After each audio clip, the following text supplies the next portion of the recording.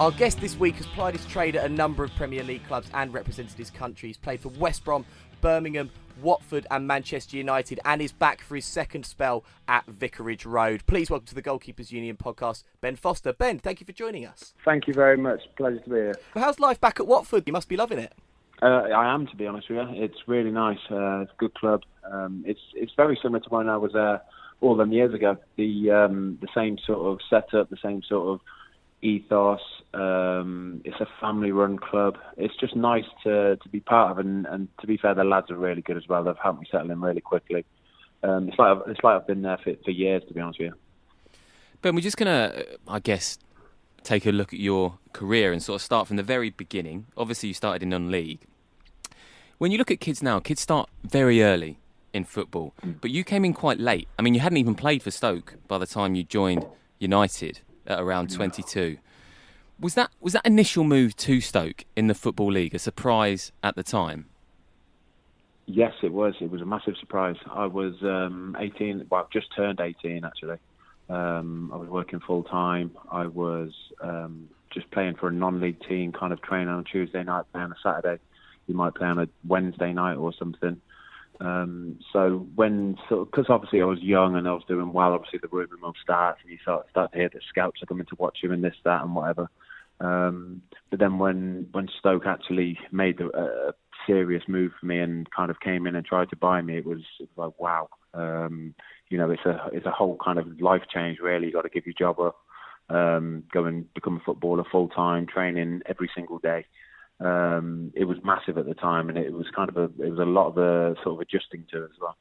Obviously, before you went to Stoke, you were a chef. Yes, I was. Yeah, Wow. Yeah. I left school at 16. Me and a couple of mates, we got jobs at a Cafe Rouge in Leamington where we live. We were obviously working full time, but we would go college sort of 2 days a week as well. It was good. It was really nice. We had a good laugh and and we learned a few things along the way. So, like I say, to go from that to making it as a professional footballer at the time, especially, it was a huge deal.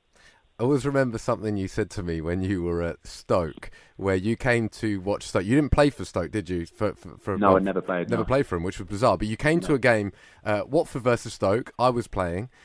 You weren't playing. But watching the game, it made you think, watching me, this is your exact words you gave to me, watching me, you know what I'm going to say, don't you? Yeah. Watching me, it made you think, how's he playing and I'm not? Yes. Oh god, that makes me sound like a right horrible. But I just remember thinking, obviously you got to back yourself. But I remember watching the game and thinking, surely I've got a chance. I feel like I'm a decent goalie. I just wasn't being given a chance. I was, like I say, I was at Stoke. I was third choice goalie behind people like Ed De Hoy and Neil Cutler.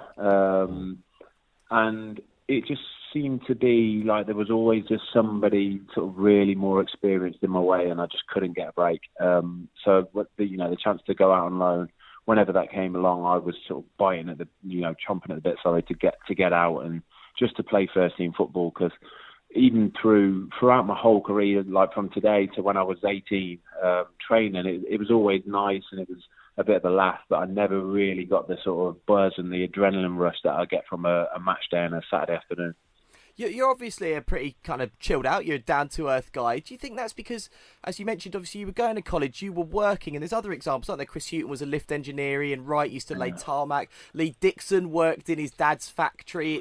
It gives you a bit of perspective as opposed to those people who've just gone through the system and straight into the pros. Do you think that's fair? Yeah, that's the word, perspective. That gives you a massive perspective. You realise that working sort of 45, 50 hours, weeks, slogging yourself in a kitchen, it's hot, it's sweaty. You don't finish. Like being a chef especially, it's the most unsociable hours because you've got to work when people aren't working, basically. That's the whole point of, people going for a meal in a restaurant. So you realise that working you might start training at 11, finish at 1 o'clock. It's, that's all right, that, isn't it? So yeah, when you go to training, you'll do that bit, but then you realise that you probably need to push yourself a little bit more. There's a bit more gym work you need to do, and if you really want to crack on in the game, that's the sort of stuff that you really need to do. So on that note, Ben, I mean, it's fair to say you're probably one of the most down-to-earth footballers I think I've ever seen play. You're constantly smiling, you're laughing, you're having a bit of a joke with the crowd. We don't see that as commonly these days, though, do we? Especially in the top flight. No, I think nowadays football is so scrutinised, so under the sort of magnifying glass that people are just afraid to sort of snap out of, being so professional. It's almost like they have to get in a mode of, right, my job is this today. It's simple as that. It's ABC. I have to do this, that, and that, and that's it. There's no sort of alternatives to it, and it's understandable because, like you say, if I know if I make a mistake on a Saturday afternoon, then there's probably near on 1 billion, 2 billion people worldwide that will see that mistake. Do you know what I mean? We're talking sort of maybe a fifth of the population of the world will see that mistake. It's insane. So you've got to you've got to have a certain level of professionalism and sort of doing it properly about it. But at my age, I've never been the most sort of professional. I've always been professional, but I don't take it so seriously, if that makes sense. I understand that there's more to life than just being a footballer. Don't get me wrong, I love playing football and I know that's my job and it's given me a great life and everything else. But I know there's more to life than football. It's not my be all and end all. So I feel I can have that kind of jokey bit about me, and it's not just on the pitch. I do it in training, I do it around the training ground. But because I can see, especially in the younger players, I can see it's so serious and so intense, and you can see them sometimes just getting bogged down with that as well. And you need to let them know that sometimes being that focused on it is not the best thing for you. You need to kind of take a bit of a break from it and a bit of a sort of a breath sometimes. Do you know what? I'm going to just touch on something here and I learnt a hell of a lot from you during certainly that year that we were together at Watford. Because it was that one goal, obviously famous goal. And I'm sat opposite a Tottenham fan here, and he'll remember the goal. Yeah. Obviously, you conceded to Paul Robinson, but the thing that stuck in my mind was I remember sitting in the change room afterwards, and I remember you were about to come in, and I was so nervous because I thought you're going to come in, and I thought you must be in a really bad place. You just conceded a goal from another goalkeeper, like you're going to be in bits. But it was the way in which you come in and you were smiling, and you obviously weren't happy about it. You took your football very seriously, and you won Player of the Season that season. But it was the fact that you didn't allow a mistake to get you down that much. Like, your mindset was so positive in everything you did, whereas 99% of goalkeepers, something like that happens to them, that could destroy a goalkeeper. Yeah, it could. I think nowadays it could as well. I think nowadays it probably would do more than back in the day, kind of thing. That goal was 9-10 years ago, and nowadays it would be replayed so much, wouldn't it? It's an Instagram meme, it's everything. But yeah, I think that's almost my way of sort of dealing with stuff, really. I'll do the same thing if I make the best save I've ever made on a Saturday afternoon, and somebody comes up to me and goes, "Oh, mate, that save was incredible." I can't take the praise. I don't want to hear the praise. I'm just like, yeah, but it's my job, And if I do something bad, it's the same thing. I don't want them to come up to me and go, "Never mind." I'll just be like, I know it's the way it is, and never mind. And that's almost how I look at it nowadays. Whether it's good, bad, or indifferent, it's never mind. Let's go on. Come on, next week, or what we're doing tonight, or what am I doing tomorrow, or. And that's how I feel anyway. It's the best way to deal with things and to cope with things. And but like I say, I just feel for the young lads nowadays, young people, because there's so much sort of this. They're all on media. They're all on Facebook, Twitter, Instagram, and every fan in the world basically has a portal into that footballer's life. And I think that's a bad thing. It really is. I want to ask you about that. Actually, it just reminds me, Brad Friedel said on the show last week, his biggest advice to young goalkeepers was, you're never as good as you think you are, you're never as bad as you think you are, you're always somewhere in the middle. And it kind of touched on what you've just said there. That level-headedness, if that's even a word, is what you need as a goalkeeper. But then you mentioned that social media. That was the thing I struggled with personally, was that you have a bad game, you got on the team coach, and within seconds you're getting tweets from people. And as much as you don't know the people and you want to ignore it, of course you see it. What's your thoughts on social media and how that's impacted you, goalkeepers and pro players overall? Yeah, it's a difficult one. It's so hard to sort of say it's so hard to say to somebody, listen, don't pay any attention to it, because young people now, they grow up looking at that 24/7. You know what I mean? They're glued to the phones. That's all they do. So it's so hard to say don't pay any attention to it when they've grown up paying attention to only that. So you've got to take everything with a pinch of salt. So if I'm a singer or I'm a boxer or I'm an entertainer, if I'm on Twitter, most of the time, anything I'm going to get is good. It's going to be a nice bit of, feedback. It's you're the best, you're this, that, brilliant. But if you're a footballer, you know that you're playing against an opposition that doesn't like you. And there's 19 other teams in the Premier League that doesn't like me. So if I play well, I'm going to get abuse from the away fans. Or if I play badly, I'm going to get abuse from not only the away fans, but football fans in general. So you can't win. You really can't win. So I know that you can't win. So I pay no real attention to it. And that's the problem with young lads nowadays. It's almost like they need that kind of validation from the internet world of random people that they've never met and they'll probably never meet in their entire lives. But they still crave it and they need it. And that's the bit that they need to let go of, Don't get me wrong, everybody's entitled to their opinions, but at the end of the day, it doesn't matter. Their opinion doesn't matter because you're the only person that can affect how you're thinking in your brain. You're the only opinion that matters. There is, I suppose, there's a contrary or a couple of contrary arguments to that, though, aren't there? So I was at the MTV Awards, and I bumped into Paul Pogba, who was there. It was a Wednesday night. It was down at Wembley. So it was about 8, 9 o'clock at night. He was there hanging out with pop stars who apparently he's all mates with. And he was filming it all for his Instagram story. Now, Jose Mourinho has certainly got his problems and critics, understandably. But if you're 300 miles away from Manchester when you've got training the day after because you want to get some decent stories for Instagram, as far as I'm concerned, your head isn't in the game. But then on the other side, Jesse Lingard at the World Cup filmed a lot of stuff for Instagram, and that was part of what bridged a gap between the England players and a new generation. So is it something that maybe they, because it's part of life, they do need to embrace, but potentially some footballers let it lead them astray? Yeah, I totally agree. I think that's the new thing. That's the modern footballer, to be honest with you. At the end of the day, it's each to their own. Everybody is going to do what they feel they need to do or they feel they want to do. Like you say, the Jesse Lingard thing over the summer over the World Cup, I personally thought it was brilliant. Everybody seemed to be having a good time. You could tell that the atmosphere was incredible. And it was nice to see, wasn't it, from a sort of fan perspective, as most of us were in the summer. It was so nice to see that they were just like a bunch of young kids having a good laugh, and it was awesome. But yeah, again, you see, like you say, Paul Pogba, he's got training the next day, and that's an individual choice. He's a grown man.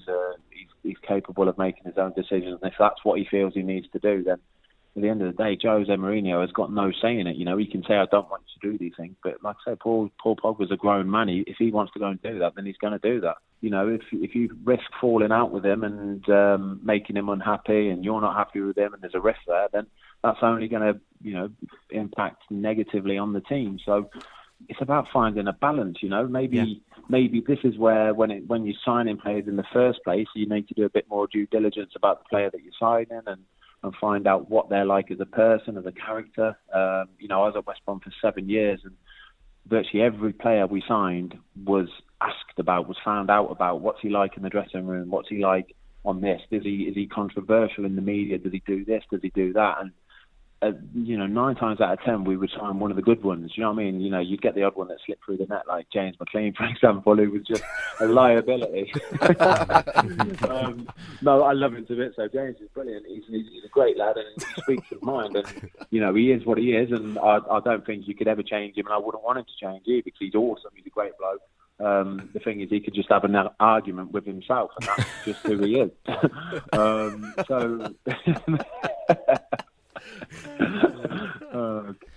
Something I want to speak to you about, Ben, obviously something I'm impressed with, given that I retired at 32 with injuries. You've had, is it 3 cruciate injuries now or 2? I lost count. It's 3 cruciate injuries. You're 30, turning 36 years old, but from what I can see, you're as fit as you've ever been. You've obviously kept going through these injuries. I mean, what advice would you give to young goalkeepers that are picking up injuries like this? Yeah, you need to first of all try and understand why you're getting. If it's a repetitive injury, you need to understand why you're getting that repetitive injury. There's something sort of fundamentally wrong with something, how you're made up, your mechanics of how it's sort of built. Really, there's usually more often than not something wrong with that.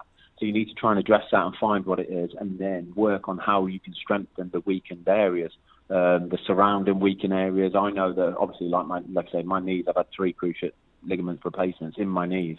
So I know I need to daily, and I mean daily as well, work on my hamstrings, my quads, my glutes, my calves, and then not only that, I need to do all the little tiny sort of eccentric muscles, the little balance work, and the amount of balance work I do a day is insane, just to keep those tiny little muscles firing that people really don't pay that much attention to, but they're just as important as the major muscle groups like your quads and your calves and your hamstrings. That's what you need to do. But then, like you get to my age, 35, I know that I can't train every single day. At Watford, we play on a Saturday, we do a warm down on a Sunday, then we're off Monday, and then we train Tuesday, Wednesday, Thursday, Friday, and I know that my body cannot deal with a 4-day lead into to a game on a Saturday. So when I signed, I told them, listen, this is my routine. I'm good at if I have a Wednesday off sort of thing, and I just do pure gym work on a Wednesday. And then it's only a 2-day training day lead into a game. And it's always worked for me, and Watford have been good enough to oblige with that and go with it, and that's working as well. So you need to sort of learn your body. I'd say to any goalkeeper, any footballer really, you need to learn your body. It's your sort of business at the end of the day, isn't it? Your body is your business. It's the only thing that's going to make you money, so you need to look after it and you need to invest in it as well. Is it fair to say, Ben, is there an argument here that by being a goalkeeper, you've actually been able to still play football? If you've been an outfield player with those 3 cruciates, do you think it would have been a struggle for you to carry on? Oh, it's not even a struggle. I had no chance. I guarantee you I had no chance. When I first did my first cruciate at 19 years old, the doctor, I remember him saying to me, as clear as day, saying, listen, you're a goalkeeper, you're lucky, you will be able to keep on playing, but you're going to have to look after yourself. Because of the severity of how I did it at the time, he said, there's no way you'd be able to play, and there wouldn't have been any way, because even now my knees can swell at any given time. I could do the same thing that I do tomorrow that I've done for the last 6 months, and then all of a sudden they'll swell. Do you know what I mean? Out of nowhere, absolutely out of nowhere. Just from doing my goalkeeping bit, and like I say, I'm sort of laid off half the time anyway. I have a sort of easier week than the outfield players, and I still get these little niggles here and there. So if I was supposed to go and run around for every training session, there's absolutely zero chance I'll be able to make it as a footballer. I'm very blessed that I was actually a goalkeeper, to be honest with you. Let's talk about England, because obviously you did go to the World Cup in 2014, but you had retired from England duty previously.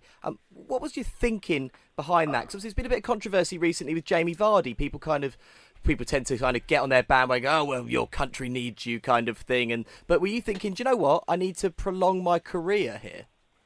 Yeah, that's exactly what it was. It was a sort of weird time as well. It wasn't nothing to do with football at the time. It was more of a life decision, to be honest with you. Okay. Me and my wife had just had our second child, Louis, and I just felt like I just signed for Birmingham at the time, and I just felt like I wasn't at home enough, and I'm from a big family anyway. I've got 2 brothers and a sister. We're a really sort of close unit of a family. And that's what I've been brought up on, is being part of a family. And when you're sort of spending, most of the time away from home, at football anyway, and then when an international break comes along, you're away for a 10-day period without seeing anyone as well. That just really affected me sort of mentally, really. And I just didn't like it. I didn't enjoy it. I didn't feel like I could give my best when I was there. So it was an easy decision, in all honesty. And like you say, coupled with the fact that at that point in my career, I'd had 2 cruciate reconstructions. The body was just so thankful for a rest. Like I say, my knees can just swell at the drop of a hat. So the chance of having sort of a week's rest if an international break comes along now, I don't train for a week. I'll have a week off of just staying at the training ground, just doing gym work, just doing this, that and whatever. But I won't go out on the grass and play football. And my body loves it. It's really thankful for that. It's like a nice little recharge. All the joint surfaces and stuff in my knee get a chance to sort of recover and not feel so sore. And I definitely feel like I've prolonged my career by doing it as well. Let's talk Man United. On reflection now, how would you describe your time at Old Trafford? An experience, mate. A really, really good experience. It was a massive learning curve for me.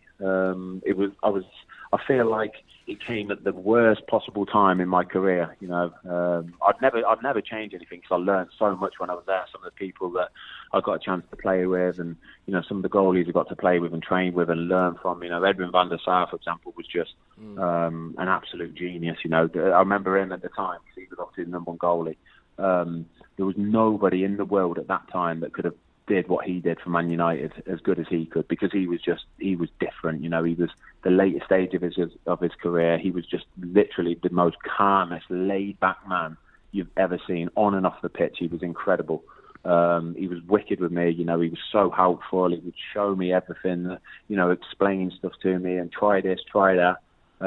He was brilliant. So, like you say, I know on the pitch for me it didn't work, but I will never, ever sort of regret any of it because of all the stuff that I learned, and it's helped me in such good stead going forward, not only as a footballer on the pitch, but off the pitch as well. So it's taught me so much off the pitch, because it was such a cutthroat world. Man United is a cutthroat world. They were sort of almost in their pomp at the time when I was there, and it was game after game. It was just relentless. It was absolutely relentless, and you learn how to sort of grow up and really quickly as well. Yeah. Was being at United like no other club that you've ever been at?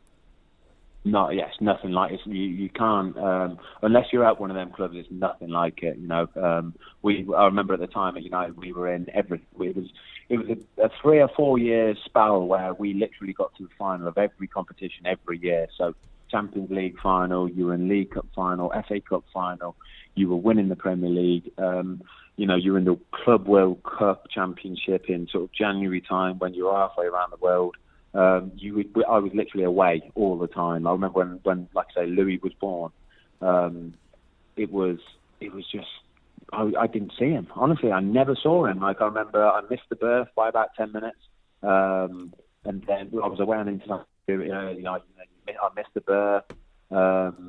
I was away in hotels here, there, or whatever. I must have seen him probably, 5 or 6 times in his first sort of 5 or 6 weeks of life. It was just relentless, and that's what you have to sort of accept as being a part of a club like Man United at that time. You were always away. They stay in a hotel the night for a home game, and then if they were away in Europe, for example, on a Wednesday, they would travel on a Monday. They would train on a Monday morning and then travel in the afternoon on a Monday afternoon. So you weren't getting back till Thursday sort of morning. Sometimes you can travel back to the next day. It was just, it was relentless. And like I say, for me personally, growing up as a sort of real sort of family unit, like always been close to my family and stuff, I just couldn't deal with it. It was like, wow, what is this sort of stuff? So yeah, it was hard. It was really, really hard. But like I say, it makes you grow up really quick, and you learn. You have to learn everything so quickly as well. Last couple of quick fire questions. So we get a lot of, goalkeeping enthusiasts, young and old, that listen to this. What is the biggest advice you give to a young goalkeeper? Just enjoy yourself, and just realise that sometimes, you're going to let goals in, and you will let goals in here, there and everywhere, and you're going to make mistakes. And the main thing is to not worry about making the mistakes, is not let it affect you. Just enjoy yourself. That's all it's about, is having a good time and smiling and having a laugh with your friends. I know that nowadays in academies from the age of sort of 6, 7, 8 onwards, it's an intense old game. It really is. I know firsthand from my little boy Louis. He was at West Brom Academy and Birmingham Academy for a bit as a goalkeeper, and from the age of sort of 8 onwards, it's intense. They're training 3 nights a week. They've got a game here, there, and wherever over the country on a Saturday. And he didn't like it. He didn't enjoy it. He didn't want to do it anymore. And I was more than happy to pull him out and just let him play on a Sunday morning with his mates. And that's what it's about. It's about having a good time and enjoying it. And that's the main thing. What would you say your biggest ever achievement is? Oh, gee. What, football-wise? He wants you to say playing with him. But obviously that, yeah. Obviously, yeah. I'd say my favourite game that I've ever played in was the League Cup final with Birmingham City when we beat Arsenal. I know it's only a League Cup and it's not the be-all and end-all, but it was just the fact that it meant so much to not only all the players but all the fans as well. I think we were 16-1 underdogs to win the game on the day against Arsenal. And I just remember at full time the whistle going and sprinting down towards the Birmingham fans, grabbing Stevie Carr and seeing all the Blues fans just going absolutely crazy. It just I still remember this day, and it gives you goosebumps. It was awesome. That was the exact one I had down, because I was at that game, and I remember you were phenomenal, save after save after save. You got man of the match, didn't you? Yeah, I got man of the match. Yeah, it was it was awesome, wasn't it? With the wicked atmosphere, like it was packed out with fans. But just knowing how much it meant to everybody as well, because obviously I'm a fairly local lad from Leamington anyway, so I know a lot of Birmingham fans anyway. I know how much it meant to them, even to this day. You know, sort of, what is it, sort of 8 years on, 9 years on. I could go to Philip or something, or Blues fans sort of see me and he'll go, "Oh, thanks for what you did in the Carling Cup final." I'm like, "Oh, decent." Even now, do you know what I mean? It's brilliant. So, yeah, I'd say that, to be honest with you. You talk about interaction with fans. Sometimes it's good, sometimes it's not so good. Obviously, being a goalkeeper, you're closest to that crowd behind the goal. I've got a feeling you must have heard some interesting insults, shall we say, over the years, and definitely had some banter back with those fans. Any interesting stories that you can remember? Some of the stuff they say is just, wow, honestly, it's ridiculous. Some of the stuff, they will say anything. They've said stuff about my dog, about my mum, my wife. Your dog? Some of the stuff. I hope your dog dies, and I'm thinking, come on, that's horrible. Like, at least they've done their research to know that you've got a dog. I've got a dog, yeah. But no, some of the stuff they say is brutal. We played Wolves earlier in the season. We beat them 2-0. It was 2-0 at our time. We were up. We were playing brilliantly, honestly, really well. And obviously, I'd spent 7 years at West Brom, so West Brom Wolves is like the biggest rivalry in the Midlands, other than Villa, Birmingham. So obviously, I was getting quite a bit of heat from the Wolves fans anyway.